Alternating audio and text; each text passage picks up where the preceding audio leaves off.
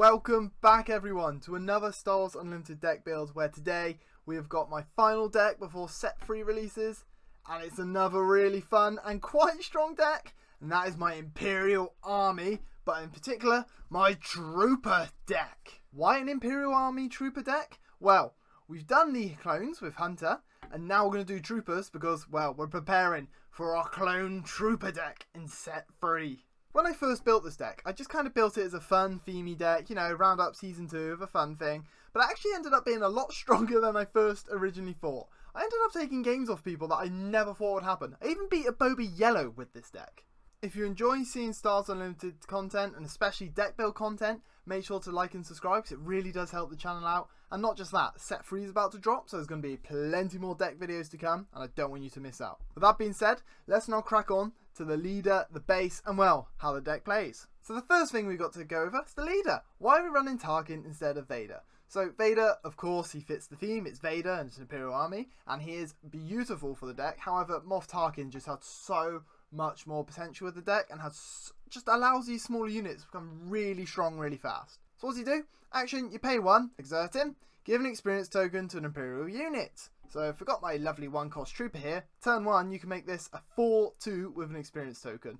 Already that's an issue for your opposition and needs to think, do I trade or do I not? When he's deployed, he comes out on 5, he's a 2/7, but more importantly, on attack, give an experience token to another Imperial unit. What you can do on your 5 resource turn is, well, here's your leader ability. You're going to pay 1 resource, and you can give an experience token to an Imperial unit you control. Boom, your Stormtrooper now becomes a 4/2. You can then deploy your Tarkin on the 5 resource, attack, giving the Stormtrooper another experience token, making it a 5/3. Or if you want to, you know, kind of beef units, why not give it to this one? And then you've got 2 4/2 Stormtroopers, good to go. I just found Tarkin in this deck to just be perfect because he makes all these low cost trooper units suddenly become somewhat powerful, and if your opposition doesn't deal with them, you can quickly get a Stormtrooper hitting for like 7 or 8 damage. Especially with a certain card in your deck, Precision Fire, giving it +2 attack and Saboteur. Crazy good. And well, because we're not running Vader, we need the red to hit some of the key troopers within the deck, so we've gone for a red 30 base. You can dry Tarkin down if you want. I didn't have much success personally. If you do, please let me know in the comments how that went. Before we jump into the deck, how does this deck like to play? Well, it's Imperial units. You like to play lots and lots and lots of Imperial units, and while there are some high cost units within this deck tries to just swarm with lots of low cost troopers, because I found you just end up boosting your troopers and hitting into them, getting really high trade value. So your 1-cost Stormtrooper normally takes something down on their side of the board that costs like 3, maybe 4 resources, and you just end up winning the resource race through that, because that trooper takes down something expensive, but you still got like 2 or 3 other troopers good to go. So that's our leader and base done. Let's crack on with our own Imperial Army. So we're going to start things off with the ground units, and we're going to start with Death Star Stormtrooper. You want to run 3 of them, it's a 1-cost. He's just a nice free 1 turn 1 play. And as I said just now, you can play him out in your turn 1, activate Tarkin, giving him a nice experience token, making him a 4/2 right off the bat. I found that if this is your turn 1 play, 90% of the time your opposition is going to hit into it to take it down if they have initiative. If they don't, you get a free 4 attack into their base. I really like Death Star Stormtrooper. 100% run free, and well, it's a Stormtrooper. You can't run Imperial Army deck without Stormtroopers. Okay, so that's it for our 1-cost units. We're going to move on to our 2 costs. We run 2 General Targ. Why do you run this card? Because when he's played, give an experience token, each up to 3 trooper units. So if you play him out and you've got 2 Stormtroopers on the field, you can give both of them 1 each. What I really like to do with General Targ, so turn 1, play out the Stormtrooper, I've given an experience token. I've got the initiative, right? I activate Timely Intervention in the hand, which is a 1-cost. I then ambush out my Targ, and I can pick the order things happen. So I always like to go experience token onto this trooper, and then Targ will ambush into whatever they have on their side of the field, normally taking it out, leaving you with a 5 attack trooper in your second turn. I'm going to be honest, sometimes you get this card in your hand, or you draw it and you think, oh, it's not going to help me, and you end up resourcing it. But don't fall into the trap that I did. Do not wait for 3 troopers before playing it. Like I said, I more often than not play out turn 2, just giving that 1 experience token. If you can get 1, if not 2, brilliant. And late game, you'll be surprised how many times you can play them out and get those 3 out. But don't be scared of playing them early. just for that 1 experience token or resource in him. Okay, our next 2-cost unit is an absolute must in Imperial deck, and that's Snow Trooper Lieutenant. We're on 3 of them. What does it do? When played, you may attack the unit. If it's an Imperial unit, it gets +2 for this attack. So maybe you've played your Stormtrooper out, given him experience token, means he's got 4 attack. You then play this out, meaning you can attack for 6! Crazy! Spoiler, who would have thought this, right? In my Imperial Army deck, all of them are Imperial. Shock! So this guy can end up boosting anything in your deck, even your leader. So he's an absolute must. Okay, so this next 2-cost unit absolutely blew me away with how amazing it can become. That is Free Incinerator Trooper. You may be thinking, why? Why is this good? So, what the card does, while attacking, the unit deals combat damage before the defender. So if you end up defeating the unit with this, it does no damage back. You may be thinking, why is that so good? I love playing this out turn 1, take the initiative, then turn 2, even if you just boost him by 1, he becomes a 3/3. That is more often than not enough to defeat whatever they have played, and you get no damage back. As soon as you get a couple experience tokens on this unit, it becomes such a problem for your opposition. It's so easy to make him a 5/5 as well, all the different cards in this deck that give experience tokens, so you can end up one-shotting Sabine when she comes out, and does no damage back to him. Like, this card's insane. If they haven't got much removal, I do end up giving him a lot of experience tokens, but you need to be careful with putting all experience on one unit, because if they waylay it, or like take down it, or power the dark side, you've lost everything. And to round up our 2-cost units is Seasoned Shore Trooper. You want to have 3 of them? Yet again, this card's another insanely strong card. This card is solid to play early, and it's also solid to play late. Why? When you control 6 or more resources, this card gets +2. So if you play it on your 6+ resource turn, it's essentially a 4/3. What I like to do with him, I like to bring him out probably in my 4, maybe 5 resource turn, get at least 1 experience token on him at some point, because once that 6 resource turn comes round, if he's got that experience token, the experience token makes him a 3/4, give him the +2, makes him a 5/4 2-costed unit. This is one of those units I found the opposition ends up either trying to take down, or because it only costs you 2, you can use this to just hit really high costing and high value targets on their side of the board. We're now going to move on to the next ground unit. It's going to be a 3 cost, and that's 2 General Veers. This card has so much potential within this deck. Why? Because other friendly Imperial units get +1/+1 while it's on the board. It makes these little boy units suddenly quite annoying to deal with. Yeah, again, maybe turn 1, you've done this Stormtrooper with the experience token combo. So you've got yourself a nice 4/2 Trooper. You then play Veers out, it becomes a 5/3 Trooper. In turn 2, you can make the ground battle just seem like it's a piece of cake for you of how easily you can control, dominate and trade for low cost values. And for our next 3-cost unit, we run 3 Cell Block Guards, just a solid Sentinel, 3/3. It's alright, it's just kind of a Sentinel. If you start getting some experience tokens on it though, it can, yet again, be a pain for your opposition to deal with. It's mainly in here to try and slow up those really aggressive decks, because, well, while you're trying to build your troopers up, you kind of just want to slow them down that little bit. Our next 3-cost unit is our better Sentinel within the deck, and that's our Phase 3 Dark Trooper. Why is this better? Well, it's 3/3, like Cell Block Guard, but when combat damage is dealt to this unit, give an experience token to this unit. So if it survives, it gets a free experience token. Why is that so good? Maybe, I don't know, turn 2, you play this guy out. Then turn 3, you play your TIE Advanced, giving him 2 experience tokens. So he becomes a 5/5 Sentinel that if they don't take down, you can just end up giving him another experience token to. Not just that, he's still classed as a trooper, so you can activate Precision Fire on him, giving him another +2. I found that Dark Trooper, as well as Incinerator Trooper, is one of those cards that if your opposition doesn't take down early, it quickly becomes a strong unit that they just have to sacrifice so much resources into to take down. So that's our 3-cost units done. We'll move on to our 4 costs. We've got 1, and that was 1 Crosshair. Have a look at this Hyper Voil version I picked up at a PQ qualifier in Cardiff. Ooh, it's gorgeous. With that, by the way, I had a lot of fun at Cardiff. Firestorm Games run an amazing tournament, and I also met a subscriber there. So if you're watching this video, big shout out to you, mate. You absolutely destroyed me with your Ray deck. Quality player and a really nice guy, so it's nice to meet you. But on that, Crosshair, he can become a nuisance again, because with the experience tokens, you can end up boosting him up, boosting him up, boosting him up. You may think, yeah, but he's 2/6. It doesn't really matter how much I boost him up. Why is he good? That's because action, This unit deals damage equal to its power to any ground unit. So if you have him out, you've got 2 experience tokens on him, right? So he's a 4, 8. 8 health, by the way. You can action him, exhaust him, just do 4 damage. Just a bit of removal. Boom, have that. He's also got another ability.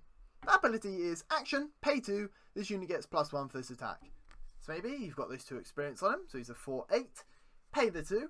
He then becomes a 5, 8. Then you can activate his ability and do 5 damage to a ground unit. So he's just a nice bit of removal for you that, well, if the game's maybe a bit slower and they're stalling you out, getting a few experience tokens on him makes your opposition realise they have to deal with him. But because of his high HP, it normally takes multiple hits, and he probably takes him down with him. Now I'm going to move on to our 5-cost units. We actually got one again. That's Occupier Siege Tank. This guy's got 5-4 grit. Altogether, you can make him 8 attack with this, what he survives. He's alright, he's nice. I've never played him, but it's a 5-cost Imperial unit.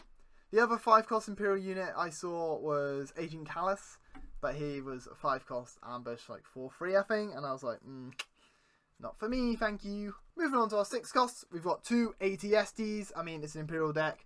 This is one of the most iconic walkers, minus the AT-AT, so I had to get it in here. And to be honest, it's got a solid stat line. So 6 costs, 6-7 with Overwhelm. This is probably one of the better targets you want to hit with your time intervention.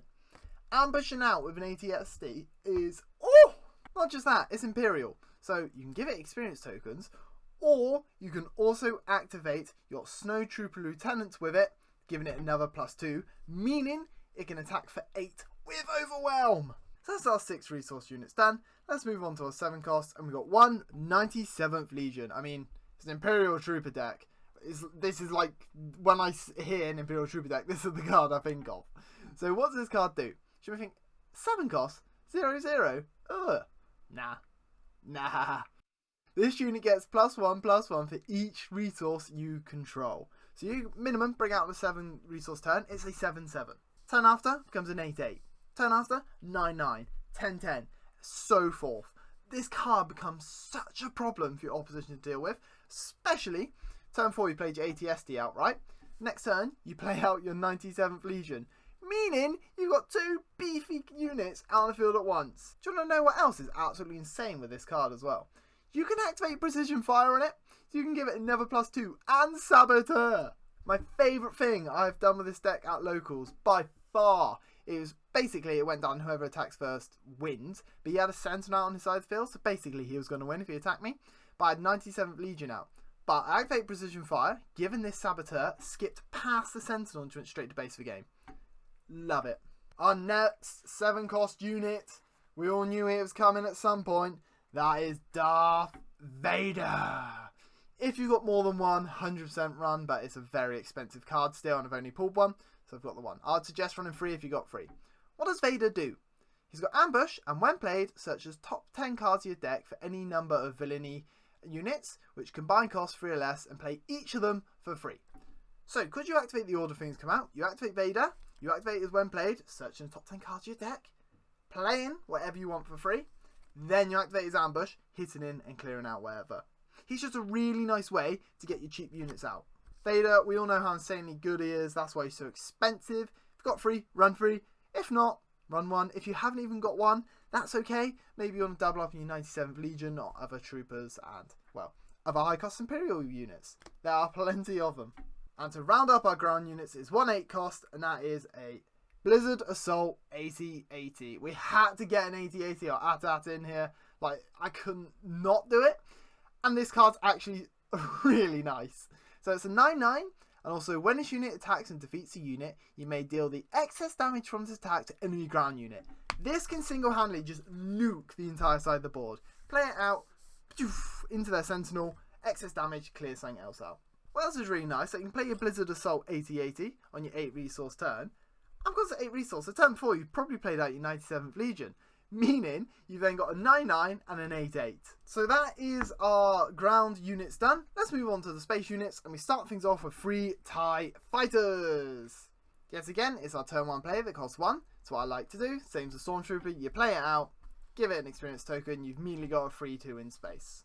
I found more often than not, I end up getting like 3 or 4 experience tokens on the TIE Fighter just because they play nothing in space to take it down. While the Stormtrooper normally gets traded off fairly quickly, but the TIE Fighter just ends up getting boosted, and before you know it, you've normally got like a 5-4, 6-5 TIE in space. Don't underestimate how much damage that can get in, by the way. Moving on to our next space unit is a 2-cost, and that is 3 Outland TIE Vanguards. What does this card do? Because it's got a terrible stat line. When played, you may give an experience token to another unit that costs 3 or less. What I really like to do, turn 1, you play out your TIE Vanguard, or maybe you want to play out your Stormtrooper, or maybe what I like to do, the Incinerator Trooper. Then you play out your Vanguard, give an experience token, so this will become a 3-3. Because you've still got 1 resource, activate Tarkin, making it a 4-4 within turn 2. You can probably start to see now how quickly we can boost these units. Our next space unit is a 4-cost, and that's 3 TIE Advanced. Very similar to TIE Vanguard, but well, doubly as good. What does this card do? When played, give 2 experience tokens to another friendly Imperial unit. Well, we run nothing but Imperials, basically give anything on your side of the field +2. I really do like hitting my Incinerator Troopers, but Tarkin's a solid option. Makes him a 4-9 that most decks just can't really deal with without, well, hitting 3 or 4 things into it. And because he's got the 4 attack, he tends to take him down. As you can probably tell about our space units, we don't really try to win the fight in space, if you will. Like, they're nice to hit into, but their space units are mainly just supporting our ground units so we can really win that ground battle and just boost them to all high heavens. Saying that about not trying to win the space battle is our next space unit, which is a 10-cost, and that is a Devastator. It's a 10-10 with Sentinel, Overwhelm, and when played, you may deal damage to a unit equal to the number of resources you control. So you play it, destroy something, and then they have to hit into a 10-10 Sentinel. Crazy. What you can do, if you want something in that bit of mid-range, because I'm going to go 4 to 10, you can chuck in some Ruthless Raiders if you want to. I did have some in originally, but I just really wanted to suit the theme of, you know, attacking in ground, go, go, go, go. So that's our space units done. Let's crack on to these events and upgrades. We're going to start things off with a 1-cost. You know what's coming. That is 3 Timely Interventions. This is one of the cards that allows us to go kind of toe-to-toe with these like more aggressive decks. But also these decks that play these high-costing cards allows us just to take them down for basically free. Why? So what this card does, play a unit from your hand, give it ambush for this phase. Or you can smuggle it for 2. How does this help us? I don't know, because maybe it turns us, the Death Star Stormtrooper, into basically a Cloud Rider with ambush. Maybe you want to do the experience token combo, like I said with Targ. What I found I really like doing with Timely Intervention is, I don't know, turn 1 you do your Stormtrooper combo, maybe on the TIE Fighter, claim the initiative. Turn 2, Timely Intervention out your Incinerator Trooper, and normally this would defeat whatever they've played out, and also there's nothing back to it. This is a really nice combo, by the way. Do not sleep on this power. If you're not convinced on Timely Intervention, you can play another card. This is a card that, well, is in my side deck, but I'll show you now. It's 2 outflanks. It could be 3 if you want a main deck. I did have this in originally, because this allows you to attack with 2 units, 1 at a time. And it was really nice. I just found the whole power of Timely Intervention was just so much better, especially because you can smuggle it. Moving on to our next 1-cost. And that is probably one of the best cards in the deck. Like, it's insanely strong. And with my Clone Troopers, oh, I'm going to love it. That is 3 Precision Fire. What does this card do? Attack the unit, it gains Saboteur for this attack. If it's a Trooper, it also gets +2 for this attack. Do you know how insanely good that is? This has won me so many games. Because you can just end up boosting something and attacking past Sentinels and Shields. Beautiful. Okay, jump into a 3-cost events and upgrades. You run 2 Open Fires. We haven't got much removal on this deck, and maybe they're playing something that's, you know, a bit annoying, and well, it's Stormtroopers. So what this card does, deal 4 damage to a unit. Straight up, boom, have that, see you later. And to round up our events and upgrades is, well, you know what's coming if you watched any of my Green Villainy deck builds before. It's probably one of the best cards in the game, and I don't see it change anytime soon. That is 3 Overwhelming Barrages. Absolute must run a 3 of it. What does it do? Give a friendly unit +2/+2 for this phase, then it deals damage equal to its power divided as you choose among any number of other units. Destroy the board, basically, and get a free boost. You'll find you end up doing a lot of damage quite quickly, because by this time you've probably got one of these boosted up quite far, or maybe you've got an Incinerator Trooper boosted up, maybe a Shore Trooper, I don't know, whatever. Giving it the +2 and then wiping basically whatever you want. So good. I'm not going to talk about Overwhelm Barrage too much because, well, you know how good it is, but yeah, such a strong card. So that's our main deck done in this Imperial Trooper deck. Now I'm going to move on to the side deck. Before I start showing you the side deck, please be aware that I'm trying to keep the theme of, well, troopers, and I haven't experimented too much with this side deck because I kind of like the main deck, but I've chucked a few things in. I'll chuck some other suggestions in for you as well. That being said, we're going to start things off with 2 First Legion Snowtrooper. I'm going to be honest, I don't think this card's that good, but it's in here just, well, it's a trooper deck, I had to. This is a lot better with Vader. Why? Because Vader, you can activate his ability and do 1 damage to a unit on their side of the field. This card, while attacking a damaged unit, it gets +2 and overwhelm, so that's insane with Vader. But, well, we don't really do, like, damage and let things survive, so it doesn't really come up too often, but it's in there just because it looks cool. Then I'm going to move on to a 4-cost space unit, and that's 3 Imperial Interceptors. Maybe we found they're being really annoying in space, we can't deal with it, and this card is beautiful for it. Why? Because when played, you can deal 3 damage to a space unit. What is really nice is that you can timely intervention this card out, do the 3 damage, destroy something, and then ambush into the other one, wiping out the other space unit. So you can actually take 2 units down for only 5 resources, which is lovely. Moving on to our next one, maybe you're playing a deck that's really aggressive and you just can't deal with it, and you need some Sentinels to help you out, and all your ground Sentinels just aren't enough. In that case, you can run 2 Gladiator Star Destroyers. Why? Because when played, give a unit Sentinel for this phase. So you can give it to itself, or you can give it to a ground unit. This is probably a card you can drop for Ruthless Raider if you want to, but I just found this card actually is something I did side in a couple of times, and it's something that actually has come up very lovely for me. Then going to move on to a 1-cost, and you've already seen it, is Outflank. This card can come in just nice to finish up games. I still toy with it every now and then. I really want to like it, and I really want it to work. I just found other things that are just better. But when it does come up, my goodness, it's nice. To round up our sideboard is one more open fire, rounding up our 3 lots of our removal. Some other cards you can check in there. I've already gone over the Ruthless Raider. You could also put Force Choke in. I really like Force Choke, but mainly in the Force deck. But the main reason I preferred Open Fire in a general deck over Force Choke is because Force Choke you can't do it to vehicles, well, this you can do it to whatever you want. So that is the main deck and sideboard gone over. Hopefully you've enjoyed that little deck build and what cards are good for. Okay, matchups. How's it do? Against Aggression, if you get your Sentinels out, it's actually quite good because they can't seem to defeat your Sentinels. I also found Incinerator Trooper is crazy good against a lot of aggression decks because he can just go around one-shotting things while surviving himself. With that being said, please be careful. If you don't get the right cards, you can really struggle against aggression. What else do you struggle against? You can struggle against like waylays and stuff, and you keep bouncing back to your hand. I actually found hard control isn't too much of an issue because you play a lot of low-cost units. You can just end up playing like 4 or 5 troopers out. I know, and then maybe activate like Power of the Dark Side. Okay, I just removed my 1-cost Stormtrooper. Here's another one. Like, that wasn't really an issue. What I found is a big issue is this card here. Overwhelm Barrage against your deck is so good. Because you play a lot of really low health units, 1 Overwhelm Barrage can literally just destroy your entire field. So you need to be really careful for that. But all in all, this deck really surprised me of how good it actually was. And, well, it's a lot of fun. I doubt it's going to go setting up any PQ qualifiers and you're going to go win tournaments. But you can definitely take your locals if you get the right cards. Maybe if you shift a few around as well. But really fun, good deck. And, well, my last deck build before set 3. Let me know what you think about this deck build and what you think about the theme. And, well, hit it up in the comments of any suggestions you'd like me to build next. Especially a set 3 coming up. Thank you for watching. And I shall see you soon.